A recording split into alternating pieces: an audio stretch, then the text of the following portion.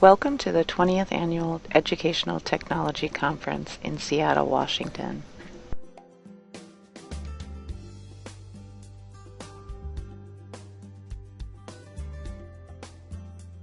Today I have the pleasure of introducing Dr. Stephen Brookfield, an accomplished adult educator that has written more than 10 books and has been guiding best practices for colleges and universities across the globe. Much of his work is focused on developing critically reflective faculty and students.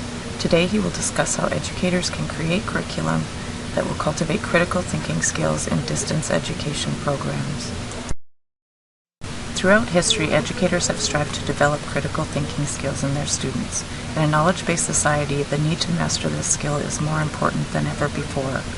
Technology is the driving force behind this trend, which is why online learning is the leading modality in distance education programs. This digital era now requires students to have a more comprehensive set of skills, which is challenging 21st century colleges and business leaders across the country to prepare students for the world of work. In order to ensure students have these skills, we need to create curriculum that encourages and promotes critical thought and discourse in distance education programming. But how do we achieve this goal? In order to answer this question, we must first define critical thinking. What is critical thinking? For years, educators have relied on the principles of Bloom's taxonomy to outline teaching practices and curriculum development. Historically, curriculum sequencing was designed to go from lower to higher levels, with the belief being the process for learning was linear in nature.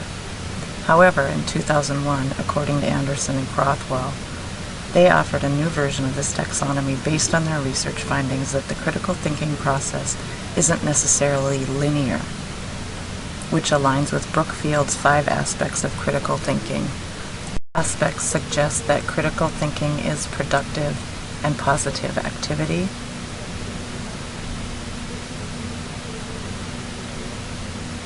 It is a process, not an outcome. Critical thinking is triggered by positive and negative events. Critical thinking is also emotive and rational. And finally, critical thinking varies according to context. Additionally, Brookfield suggests there are also 4 major components that make up critical thinking. These suggest that students challenge assumptions, challenge context, as well as use their imagination to explore the world around them, while including reflective skepticism. As distance education has evolved and become increasingly prominent, educators have continued to redefine educational practices for distance education programs. They are accomplishing this by making curriculum changes as well as fully utilizing innovative technologies. For example, Aaron suggested threaded discussions foster and encourage the exchange of ideas and argument, as well as offer reflection.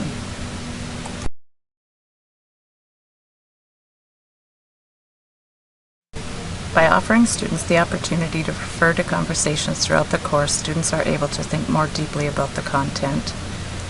Another effective strategy that promotes the development of critical thinking online is incorporating innovative technologies into the curriculum. For instance, Mandernach suggested that innovative technologies such as blogs, wikis, and podcasting support the development of critical thinking because they encourage creativity, reflection, and offer collaboration activities among the students. These are just a few examples of how educators are able to offer students academic experiences that will equip them for the future. As technology continues to change, so too must educators. We need to continue to offer students engaging experiences that ensure they will have the necessary life skills to be successful. This has been what Dr. Brookfield has spent his career accomplishing. Don't you think we should do the same for our students? Please welcome to the stage Dr. Stephen Brookfield.